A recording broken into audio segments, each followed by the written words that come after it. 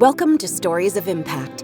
I'm writer-producer Tavia Gilbert, and every first and third Tuesday, journalist Richard Sergey and I bring you conversations about the art and science of human flourishing. This special week marks a lovely convergence of holy days for Jews, Muslims, and Christians, as well as for Buddhists, Sikhs, Baha'is, Jains, and Hindus, and those who claim no religious faith but do embrace a spiritual life, may be as inspired and uplifted by the blossoming new season as their more formally religious counterparts. Today's episode is a discussion of the intersections of religion, spirituality, and science with Dr. Kenneth Pargament, Professor Emeritus at Bowling Green State University. Dr. Pargament was named this year as one of the 50 most influential living psychologists in the world, and his internationally acclaimed research addresses the relationship between health and spirituality and religious faith. What inspired Dr. Pargament's work? I was very interested in studying systematically, scientifically, the ways in which religion may be helpful or harmful when people face major life crises. I began my research by interviewing people, by talking to people, religious people, who are going through major crises, deaths, natural disasters, divorce, injuries, and asking them, so tell me, how has your faith been involved in the way you're coping with your critical situation right now? And we were able to identify some ways of religious coping that seemed to be tied to growth and positive change. And we began to identify types of religion that are helpful to people, as well as some that may be more problematic. Science has found that there are linkages between religious involvement and better health. Literally hundreds of studies have been conducted that demonstrate that people who attend religious services more frequently experience a host of health and mental health benefits. Science goes further, though, and helps in identifying what is it about religious or spiritual life that may in fact be helpful to people. Or conversely, what is it about religious and spiritual life that may be at times harmful to people? Because we know religion has a dark side. And science says we go beyond our intuitions, we go beyond our own subjectivity about it, our own personal opinion, and we put it to test in ways that may lead to answers that surprise us. That's the key to being a scientist. Science rests on that capacity to be surprised and changed by whatever we may find. As a clinical psychologist, I'm particularly interested in trying to harness the power of religious and spiritual life to foster the health and well-being of people who are suffering. And so we don't know as yet what happens when we try to harness those critical religious and spiritual ingredients to be able to help people access them when they're going through their most difficult times. So we are, I think, at the threshold of a whole new set of studies, a whole new set of research or area of research that helps us identify and harness the potential power of religious and spiritual life for people, especially people who are suffering. Religion and spirituality do contain, I believe, gold nuggets that can be mined more efficiently and effectively and brought to bear on people in their lives. And scientists can play a really important part in that. Dr. Pargament explains that he was also moved to study faith and health because of how frequently he encountered people whose lives were threatened by substance abuse. Many simply didn't have time for traditional long-term therapy, which often involves small steps and small changes when these addicts were literally fighting for their lives. It was through Dr. Pargament's search for dramatic therapeutic interventions that his groundbreaking scientific study of religious and spiritual exercises expanded. The traditional approaches, and by that I mean approaches that try to help people become masterful, gain greater control, solve more problems. They haven't helped people when they've been facing the limits of their control, their frailty, the fact that they are going to die, Our traditional approaches have fallen short. People become more aware that something has been missing. And so people seek other solutions. I think it's not just the clients and patients that we see, but people who are practitioners, physicians and nurses and psychologists. I think they also yearn for a deeper approach to healthcare that touches on the deeper dimensions of people's lives. So we're really at the cusp of a whole new set of studies and science that might really be helpful in deepening human healthcare and ameliorating suffering and ultimately fostering flourishing. In fact, Dr. Pargament believes the science of spiritual exercises will help complete our approach to fostering human flourishing. So what can science reveal about religion and spirituality? We've been doing research on what we call sacred moments, moments that are set apart, transcendent, boundless in nature. A moment as small as 5 seconds can change the character of your life. And people can find their sacred moments in many experiences, in seemingly ordinary experiences.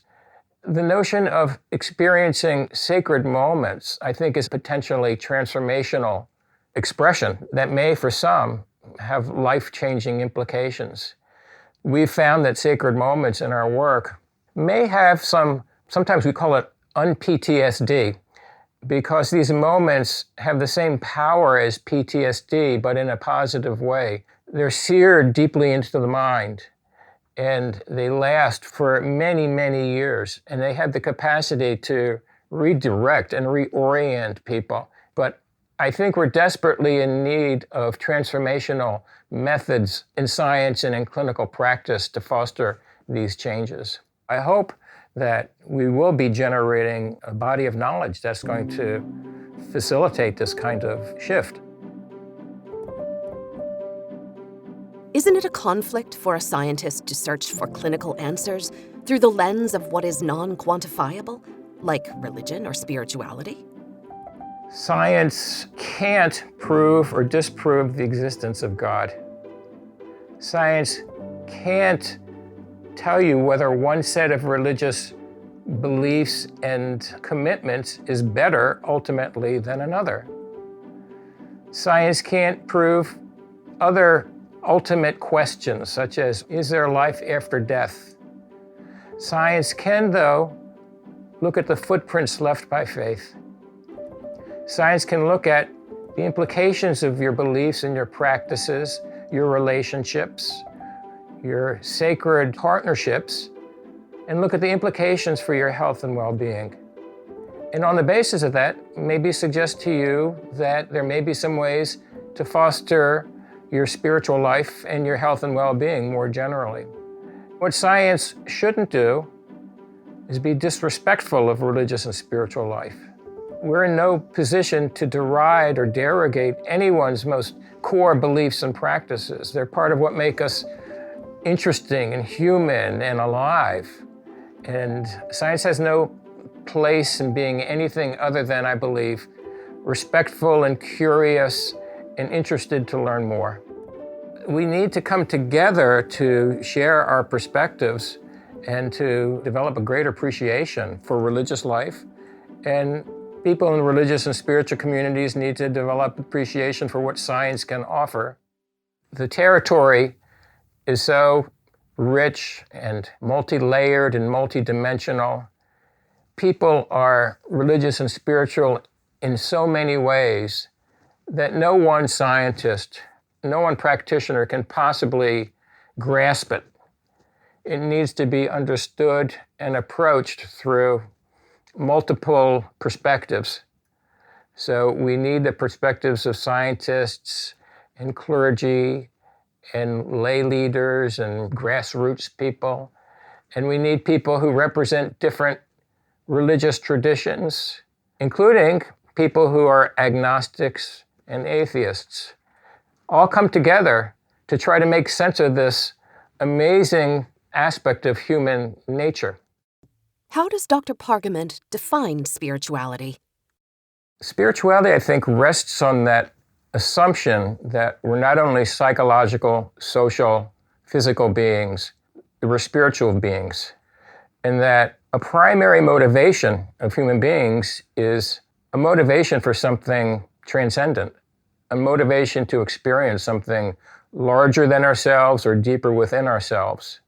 And so spirituality I think of as this yearning for something sacred, yearning for something of broader and deeper value that may be, again, a very basic human motivation. That, of course, may lead to the question, well, what do we mean by sacred? And we've talked about the sacred in terms of both a core of divinity, transcendence, higher powers, however that may be understood or expressed or experienced, but also aspects of life that take on divine-like qualities by virtue of their association with transcendence. And so we can think of the sacred including things like nature, virtues, love, compassion, gratitude. They've often been linked to the divine. We can think of the sacred in terms of science even. We can think of it in terms of work, that our work may be more than simple jobs. They may take on the quality and character of a vocation, which offers a deep meaning to our lives. We can talk about anything from quilting to music. The arts and crafts can take on sacred power and meaning.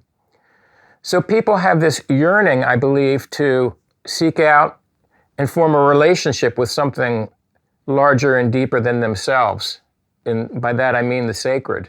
And that process of searching for, discovering, sometimes transforming that relationship with the sacred is the heart and soul of spirituality. We're always in process of forming a relationship and sustaining a relationship and developing that relationship with something sacred. And what is religion?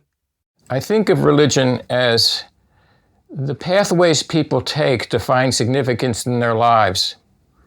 They're pathways that are connected to something sacred, something of deeper value, deeper meaning, of transcendence or immanence. In American and Western culture, we're very good at solving problems. We're good at being masterful. We're good at fixing things. But there's another part of life that I think we struggle with more, and that's the reality that we're, in spite of all of our efforts to solve problems and extend life and heal, we remain frail and finite beings. No matter how well we take care of ourselves, we're eventually going to die. And how do we come to terms with that? I think science, medicine, psychology in particular, we're not so good at helping people come to terms with human limitations, frailty, finitude. And that's where religion and spirituality come in. They're particularly designed, I believe, to help people face their limitations, to face the existential realities of their condition.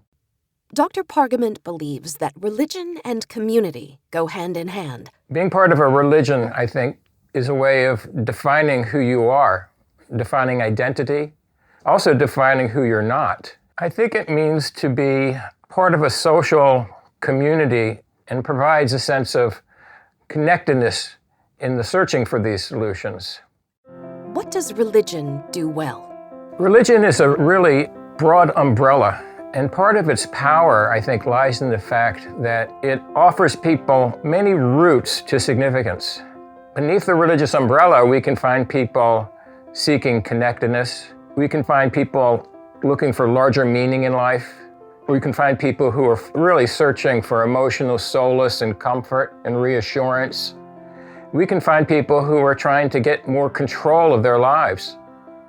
And we can find people who are seeking a dramatic transformation from the pursuit of goals and destinations that are destructive. A big part of religion's power is the fact that it can respond to the diverse needs of people. How does religion support health and well-being?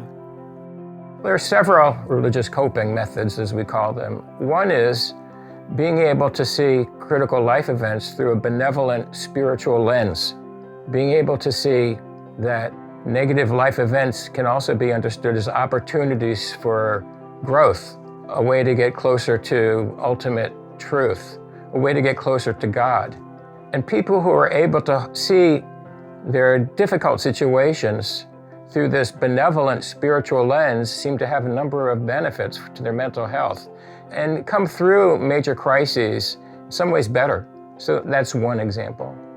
Looking to God as a partner in problem solving is another important positive religious coping method, being able to see God not as someone who takes all the responsibility away from you when you're running through difficult times, but as a partner, someone you can kind of turn to for support and guidance and solace. Religious coping methods have been tied to lower levels of distress, anxiety, depression. They've also been tied to higher levels of reports of growth, of personal change and transformation, stronger relationships, feelings that you've now found a truer, deeper purpose in life. When it comes to these ontological questions, scientists have, I believe, nothing to add. We have no exclusive position on the ultimate reality of God or the ultimate reality of religious claims. But even though we can't speak to the ultimate reality of God, we can look at what is the impact of believing in God. What's the impact of believing that God has spoken to you? What's the impact of feeling that you have experienced a miracle? We can't speak to the ultimate truth of any of these claims, but we can look at their footprints, the ways they have shaped people in their lives and their relationships, their ability to live lives of value and significance.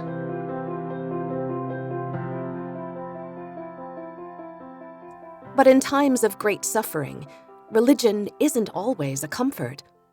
We find that at times major life crises create spiritual struggles. People are shaken not only psychologically, socially, and physically, but spiritually. So they may feel they're being punished by God. They may feel angry at God. They may feel abandoned by God. They may start to have doubts about their core religious beliefs. They may have moral struggles in which they find themselves struggling to live according to their higher values, but falling short. They may have struggles with other people around religious and spiritual matters. And these struggles, we find, are tied to distress and sometimes serious physical health and mental health problems. Are religion and spirituality necessarily in conflict?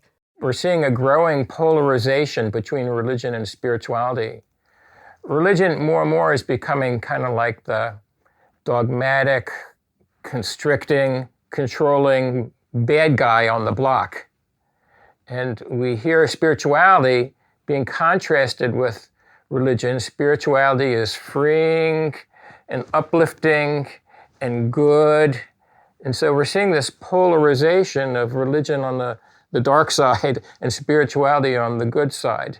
It's unfortunate because nobody practices spirituality totally alone, because we're not isolated human beings.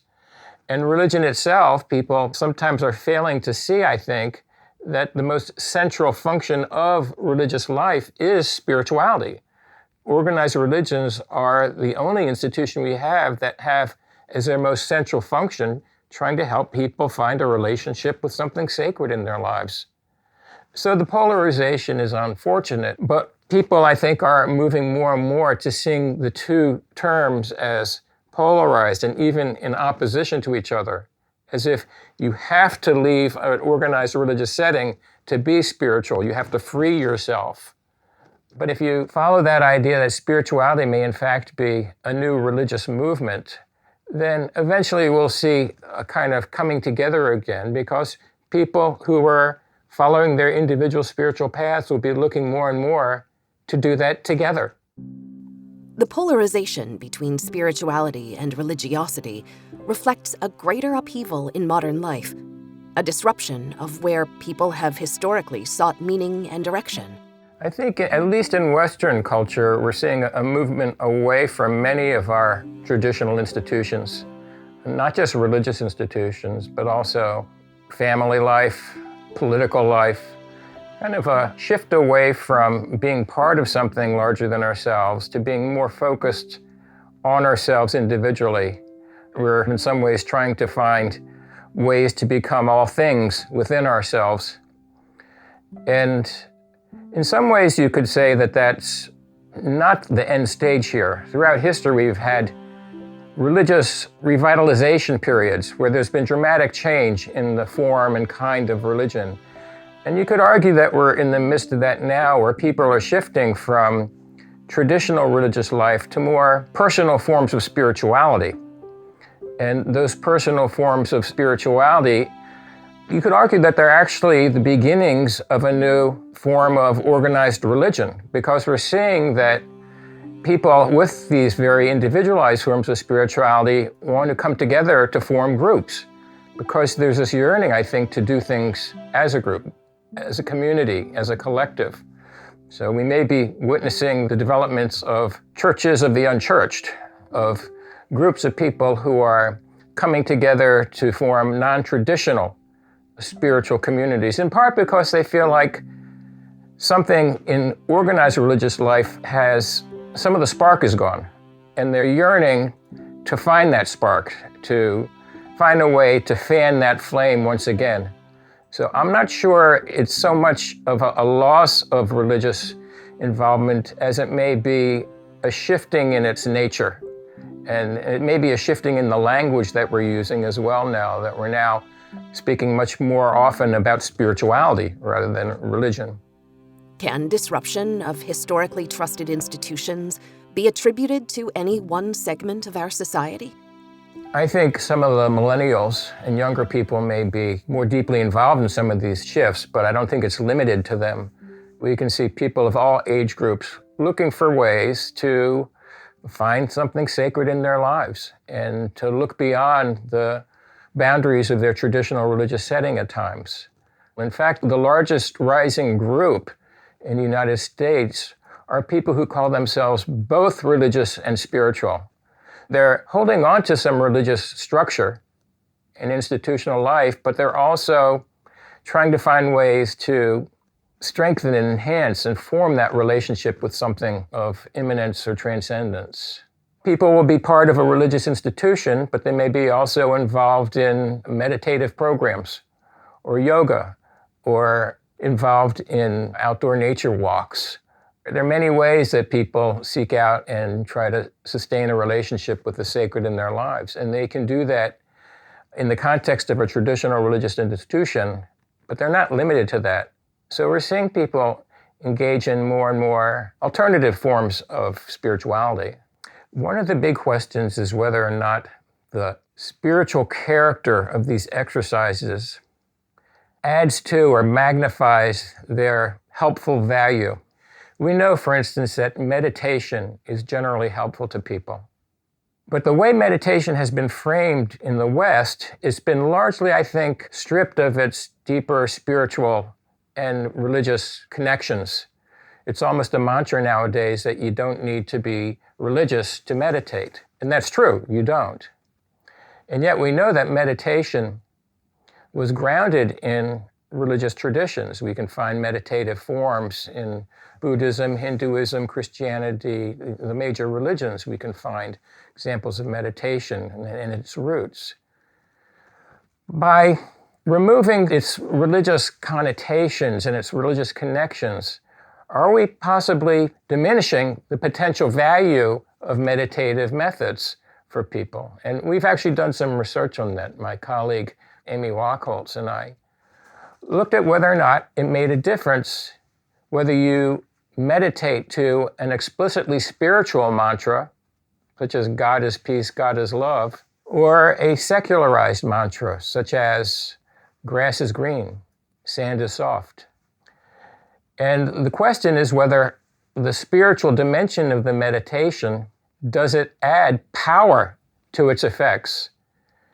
And Amy studied this among people experiencing chronic pain and found that participants who had been trained to follow the spiritual mantra experienced dramatically greater gains in their ability to reduce their pain and tolerate levels of pain in their lives. They also reduce their dependence on analgesic medication. And so the spiritual content counts. It adds something to the power of these exercises. Whether religion or spirituality, what are people looking for? In spirituality and religion, we can find people with diverse motivations. It's not one size fits all. Certainly many people are trying to make sense out of their lives and are looking for meaning. What's the point of it all? But not everyone is meaning-oriented. Not everyone has that kind of cognitive yearning. For many people, it's wanting a connection with something, a connection with nature, a connection with other people, a connection with the larger world. And for them, this relational yearning is what's key. The relational motivation is what's really important for them. And then there are many people who are simply seeking some kind of emotional comfort in a world that seems to be so disrupted, so frightening, so chaotic. So much seems out of our control and out of our hands, and our very lives seem to be at stake. And people want to feel a sense of safety and security and comfort. It's not so much trying to make sense of it. It's more like trying to reduce some of the existential anxiety of living. I think particularly so nowadays in the midst of COVID, where religious institutions themselves were shut down.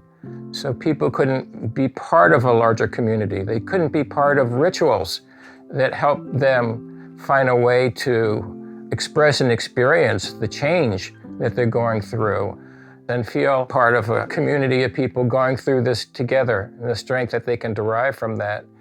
So in some ways, we've been forced to move towards more individualized spiritualities because the organized aspect of religious life hasn't been as available.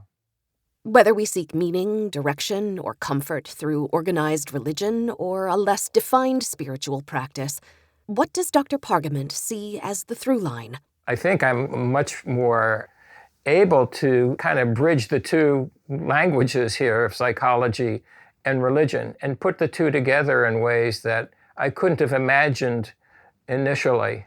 So to me, it's a journey to greater wholeness, but I've still got a ways to go. And I really enjoy the kintsugi metaphor. Kintsugi is a Japanese art form that involves breaking a ceramic and then putting the pieces back together again with some kind of gold or silver filigree. And the broken ceramic, when it's put back together again, is more beautiful than the ceramic that had been unbroken. And the philosophy underlying it is that in brokenness, we can create greater wholeness. And the wholeness can be of greater beauty when we appreciate that the brokenness is a part of the wholeness. And I find that to be very true in people's lives. We're all, to some extent, wounded and broken in some ways, and yet we try to find ways to put the pieces together again, to become more whole. It's a process that never ends. We're always trying to become more whole. And in the process of doing that, as we move forward, I think we have opportunities to flourish. But we're flourishing as we move towards greater wholeness in our lives. We'll be back in 2 weeks with further discussion about healthcare and flourishing with Dr. David Addis, a public health doctor and the director of the Focus Area for Compassion and Ethics, a program at the Task Force for Global Health based in Atlanta. As I reflected on flourishing, and particularly the idea that flourishing is a sense of all things going well in all domains of your life, I thought, well, if that's true, how many minutes of my life will I be truly flourishing? Because there's always something that could be better. And I started wondering about flourishing in the context of adversity. As a physician, I've known people who were at the end of their life, perhaps in great pain, and yet they were flourishing, they were fully alive. And also people who seemed to have everything that I was searching for or looking for as a professional physician, who seemed miserable. So this dialectic between suffering or adversity and flourishing became alive for me.